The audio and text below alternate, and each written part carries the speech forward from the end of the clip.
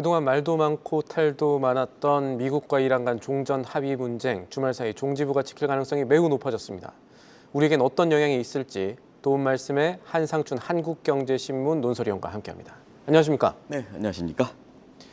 위원님, 간밤 미 증시에서 가장 중요한 부분 뭐라고 보셨습니까? 네, 우리 시간은 새벽 2시, 정확히 2시 20분인 것 같아요. 제가 이렇게 그 지수를 보니까 이때 미국 증시에 천지개벽이 일어났죠.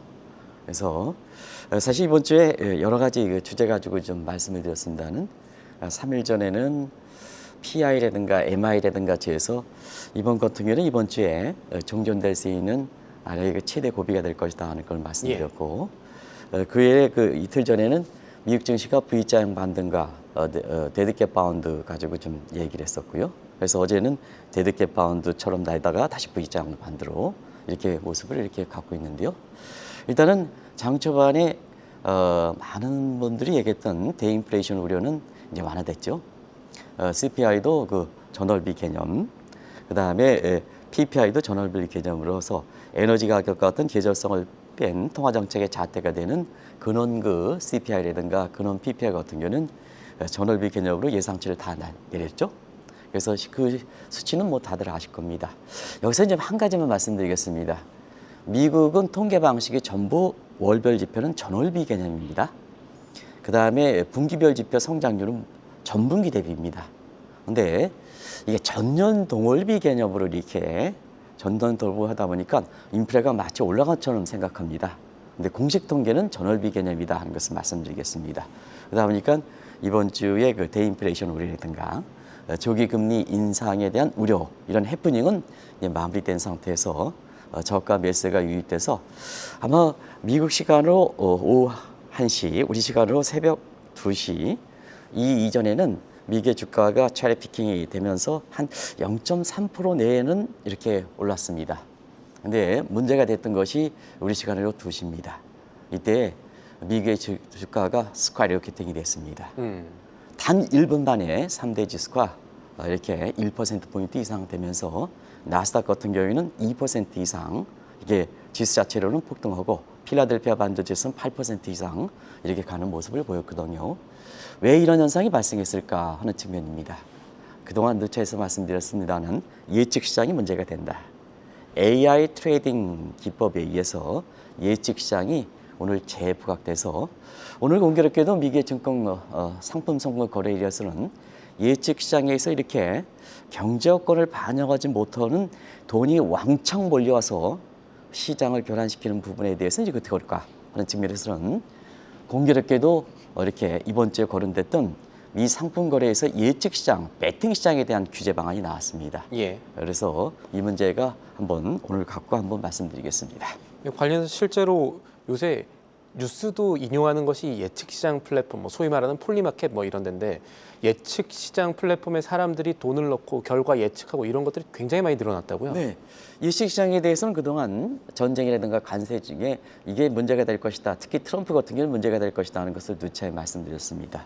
말씀대로 예측 시장은 시청자 여러분 사실 종전의 이론이라든가 이런 사람들이 좀 맞추지 못하다 보니까 또 각종 예측 기관이라든가 증권사에서 예측하는 것도 자꾸 틀리다 보니까 지금은 뭐냐?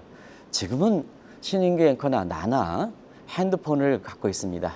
그러면 리서치 기관을 하나씩 다 장착하고 있다는 얘기거든요. 그러면 서로가 또 연결되어 있습니다. 이러다 보니까 이런 리서치 기관들을 이렇게 하나씩 다 장착한 상태에서 증권사만 예측이 있느냐? 신인규 앵커는 예측 기관이 있는 겁니다. 그래서 이걸 통해서 증권사들이 예측이 잘 맞지 않다 보니까 집단 열린 지성에 의해서 사실 이너서클이라든가 커뮤니티 구성에서 집단 열린 지성에서 여기에서 나오는 확률 게임 가지고 돈을 거는 시장이다 이렇게 볼 때 있습니다. 이렇게 말씀드리면 오늘도 그럴 겁니다. 신인기 앵커가 오늘 방송을 잘 진행할 것이냐 하는 측면에서 잘 진행한다 할 때는 돈을 배팅하고 잘못 진행할 때 돈을 배팅해서 어느 쪽으로 시청자분의 판단이 막혀서 돈을 가져가는 이게 바로 이렇게 예측 시장이다 이렇게 볼 때 있습니다. 그런 과정에서 작년에 트럼프의 관세 문제 오락가락했죠. 전쟁 중에서 오락가락하죠. 오락가락하면 예측 시장에서 사실 기존의 예측 기관, 전망 기관들이 예측하는 게 틀릴 가능성이 높다는 얘기입니다. 근데 디지털에 의해서 시간은 자꾸 짧아지지 않습니까? 우리나라 ETF 레버리지 것처럼 이게 자꾸 짧아지게 먼 이익을 단기에 빼먹는 시장으로 꼭 이렇게 되지 않습니까? 그러다 보니까 사실 특정 사건에 대해서 어느 쪽으로 가느냐, 돈을 거는 시장, 이게 이제 지금 각광을 받고 있다 이렇게 됐습니다. 공교롭게도 오늘 월드컵이 시작되니까 또 예측 시장의 포리마켓에서 어느 국가가 우승할 것이냐 잠시 후에 좀 말씀드리겠습니다. 이래나 저래나 오늘 예측 시장이 됐습니다. 그럼 한번 보겠습니다. 아파치 헬기 격추 이후에 미국과 이란 간의 갈등은 최고조에 달았습니다. 트럼프가 강력하게 이렇게 대이란에 대해서 경고를 조치했지 않습니까? 근데 오늘 미국 시간으로 1시가 조금 넘은 시점에서 이거에 대해서 갑작스럽게 철회했습니다. 예. 갑작스럽게 철회했습니다. 그러다 보니까 이번 같은 경우에는 종전의 기대가 상당히 높다 하는 측면에서 요 트럼프의 말에 대해서 신뢰를 해서 여기에 대해서 트럼프 풋을 상태에 베팅을 한 상태거든요. 근데 베팅 금액이 상당히 많습니다. 증시 주변 자금이. 증시 많습니까? 한꺼번에 가니까 3대 지수가 단 1분 만에 1%포인트, 그 다음에 나스닥 지수는 2% 이상 스카이로켓팅, 급등하는 이런 배경이 된다 이렇게 됐습니다. 오늘 무슨 이렇게 사실 그 스페이스 X라든가 이런 쪽에 이 주가 상승에서 들이대면 이 현상을 잘 이해를 못합니다. 가장 게 요 문제를 댑니다. 그런 측면에서 예측 시장에서 사실 종전의 종전, 여기서 종전이라는 것은 전쟁의 조기 종전. 네, 이번 같은 경우에는 베팅하는 시간에서 3대 지수가 갑작스럽게 많이 올랐다 이렇게 볼 때 있습니다. 네. 이 예측 시장이 정치, 증시 이런 데만 하는 게 아니라 실제로 월드컵 얘기도 합니다. 그래서 아까 월드컵 얘기하셨는데 오늘 우리나라 체코 조혜선도 있고 합니다만 이 폴리마켓이라든가 여러 예측 시장에서는 월드컵 우승은 어디가 될 거라고 보고 있습니까? 네, 사실 그 예측 기관들이 증권사가 잘 예측 맞히는 기관도 있습니다는 전반적으로 예측력이 떨어짐에 따라서 예측 시장이 많이 부각됐다는 것은 아마 예측 시장과 관련해서 가장 우리 시청자분이 피부적으로 와닿는 게 테일러 시프트가 아닌가 생각합니다. 테일러 이 시프트가 비행기를 타느냐 아니면 시간을 제때 보느냐 이거에 대해서 돈을 거는 것, 결혼을 실제로 할 것이냐 아닐 것이냐 이게 대해서 하는 것이 바로 예측 시장이다 이렇게 볼 때 있습니다. 그런 과정에서 오늘 월드컵 이런 측에서도 월드컵 문화 가지고 이렇게 돈을 걸 수는 없죠. 그러면 우연의 일치고 사실 오늘 예측 시장에서 오늘 그 시작되는 이렇게 그것도 이게 월가에서는 다시 더더구나 이제 북중미 월드컵이지 않습니까? 그래서 여기에 되는데요. 지금 예측 시장에선 스페인을 가장 높게 보는 것 같습니다. 스페인을 그리고 프랑스를 두 번째로 보는 것 같고요. 아시아 시장에서는 아시아 국가 중에서는 참여 국가 중에서 일본을 우리보다 높게 보는 것 같습니다. 피파 순위도 높은 거로 알고 있는데요. 한 2%의 우승 확률을 보는 것 같습니다. 한국은 1% 내외를 이렇게 보는 거로 알고 있는데요. 한민족입니다. 어렵더라도 극복하는 것이 한민족의 특성입니다. 그래서 잠시 11시인데요. 한국과 체코에서 좀 이렇게 우리 국민들이 지금 최근에 주가가 급등락하고 선거라든가 이런 측면에서 스트레스가 많을 때 좀 체코를 이겨서 사실 예측 시장에서 베팅이 낮게 하더라도 우리 국민들한테 좀 이렇게 희망을 던져주고 그 다음에 오늘 주가도 좀 세게 올라가지고 이 체코를 이겨서 겹을 해서 우리 국민들이 좀 모처럼 한민족의 정신이 이게 좀 보여줬으면 하는 바람입니다. 알겠습니다. 다시 경제 얘기로 넘어가 보겠습니다.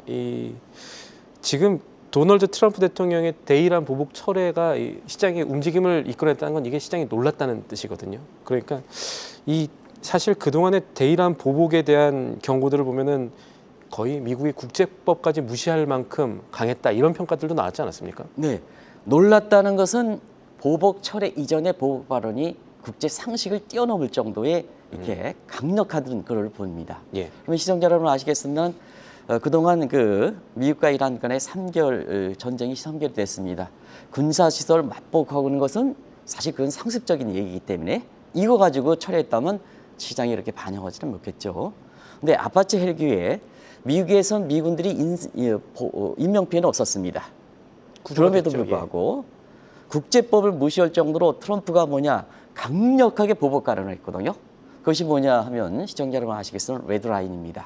보통 제네바 협정에서는 아무리 전쟁을 치른다 하더라도 그 나라 국민들에 해당되는 생활의 필수품은 건드리지 않도록 하는 것이 제네바 협상입니다. 근데 이번에 한번 보시기 바랍니다. 이란의 전력시설 석기시대의 발언을 또 나눴죠. 석기시대에서 전력시설을 무너뜨리겠다. 실제로 보면 담수시설도 무너뜨렸습니다. 그리고 교량시설도 작은 교량시설 또 무너뜨렸습니다. 하는 거거든요. 깜짝 발언이라는 게 뭐냐. 상습적으로 전쟁에 무슨 뭐 미사일이 왔다 갔다 하면 깜짝 시장에서는 이걸 처리했으면 반응하지 않겠죠. 그러나 국제법을 무시할 정도로 레드라인을 벗어나느냐. 이게 처음에 관심인데요. 그만큼 이렇게 국제법을 무시할 정도로 관수시설까지 공격하겠다 하면 보복의 의지가 가장 강하다는 것을 입증해 줬거든요. 이게 미국 증시에서는 흔들렸던 배경이거든요. 근데 갑작스럽게 뭐냐, 인명피해도 없는데 처리됐으니까 미 증시가 천지개벽이 되는 거죠. 그래서 갑작스럽게 다우존스가 1%포인트, 나스닥 지수가 2%포인트 이렇게 올라가는 이런 배경이 된다, 이렇게 볼 때 있습니다. 미국이 레드라인을 넘을 뻔했다. 이 이란 국민들이 최소한의 생활에 필요한 시설까지 파괴한다라고 한다면 정말 그것이 됐다면 국제사회 비난도 많이 받고 이해할 수 없는 얘기들도 많이 나왔겠네요. 예. 네, 헨리 키신저가 외교의 달인이다. 1970년대 초반에 빙봉 외교를 해서 사실 중국과의 그 국교를 수립하고 예. 장기전으로는 베트남 전쟁도 조기 종료시켰다 하는데 사실은 헨리 키신저에 대해서 여러 평가가 나오는 것 같습니다. 죄송합니다. 헨리 키신저는 왜 외교에 대해서 외교의 달인이냐 하는 것에 대해서 공통적으로 만족감을 이렇게 하지 않는 데에는 바로 미친 전략을 추진했기 때문에 그렇습니다. 이거는 시청자 여러분한테 양해를 구할 필요는 없는 것 같습니다. 왜냐하면 한국 용어로 정확하게 미친 전략이라고 볼 수가 있습니다. 자막에 나올 겁니다. 이건 외교에서 공식적인 용어로 되는데요. 헨리 키신저가 매드맨 스트래티지, 이건 뭐 한국말로 반하면 광인 전략을 추진하는 거죠. 그래서 최근에 보면 광기 하지 않습니까? 증시에서 보면 광기, 한국의 레버리지 ETF 관련해서 인센 광기, 비이성적 과열 이런 얘기지 않습니까? 그래서 상식에 접근해서는 중국과의 숙교류 문제라든가 베트남 장기전을 이렇게 달성할 수 없으니까 상식을 뛰어넘는 미친 전략을 취했던 것이 헨리 키신저다. 그러면 뭐냐? 전통적인 외교 전략으로 볼 때는 헨리 키신저가 외교의 달인이라고 평가할 수 없고 상식을 뛰어넘어서 뭐 경제학에서 얘기하는 혁신이라든가 이런 방안을 긍정적으로 의미를 한다면 외교의 달인이 되겠죠. 여러 평가가 나오는 거다 이렇게 보셨습니다.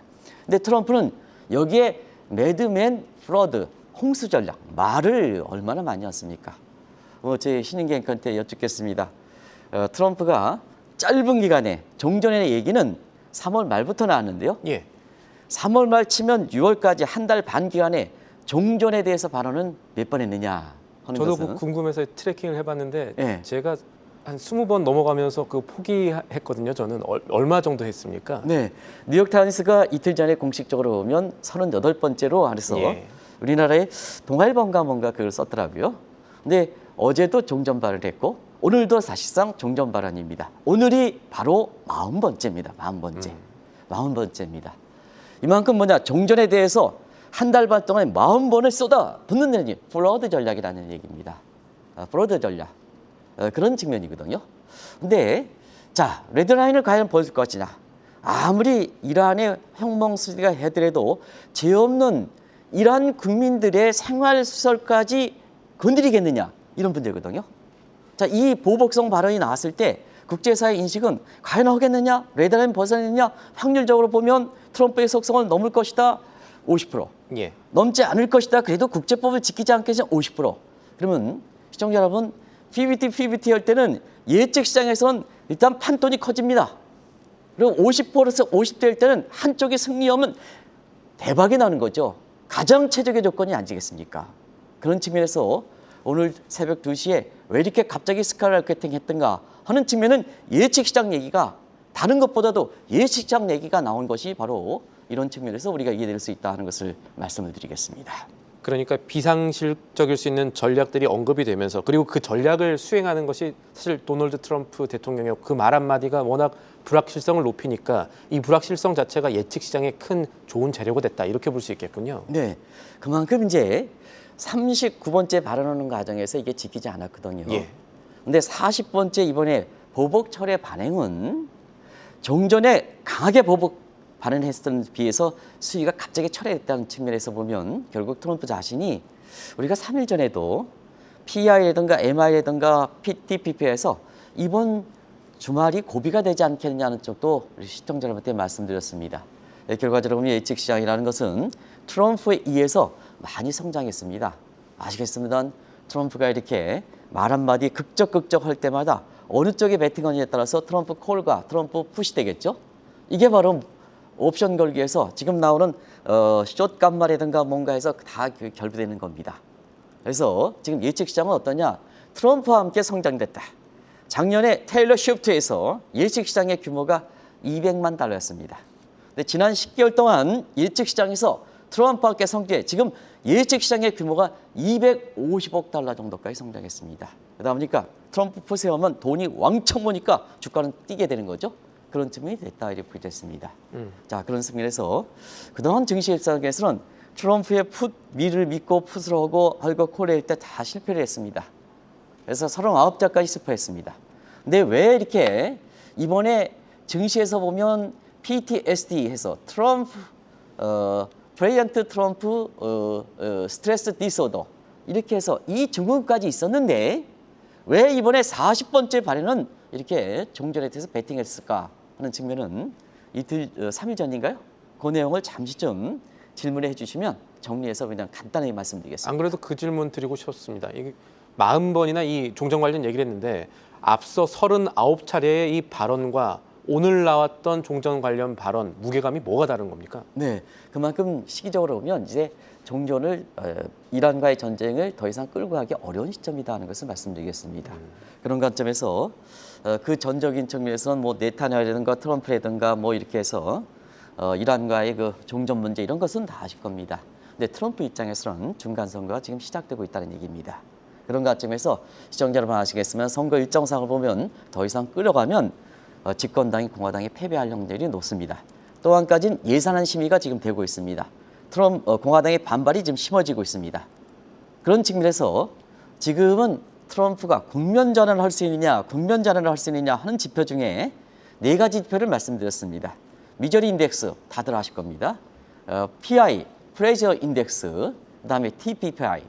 이렇게 트럼프, T는 트럼프고 P는 페인이고 그다음에 사실 그 P 같은 경우는 포인트 인덱스입니다. 요게 이제 국면 전환이거든요. 예. 요 지표를 볼 때는 트럼프가 미국과 이란과의 전쟁을 더 이상 끌어가기 어렵습니다. 그러다 보니까 오늘 강하게 했다가 보복을 철회하는 발언에 대해서는 이번만큼은 될 가능성이 높지 않느냐 하는 측면에서 여기에 정치적인 측면에서는 거기에 트럼프 풋에 베팅하는 상태에서 지금 가장 그 영향력을 많이 믿고 있는 필라델피아 반도체 지수 중에서 나스닥 지수가 이렇게 끌어올리고 다우존스도 끌어올리는 배경이 됐다는 것을 말씀드리겠습니다. 예. 하나 생각해봐야 될 게 이 예측 시장을 크게 키운 도널드 트럼프 대통령 주변을 좀 생각해봐야 될 것 같은데 최근에 전쟁 관련해서 주변인들의 내부자 거래 의혹들이 계속해서 나온다고요? 네, 이번에 그 트럼프가 미국에 대해서 아파트 헬기 이후에 강력하게 보복했다. 그다음에 짧은 순간에 철회했다.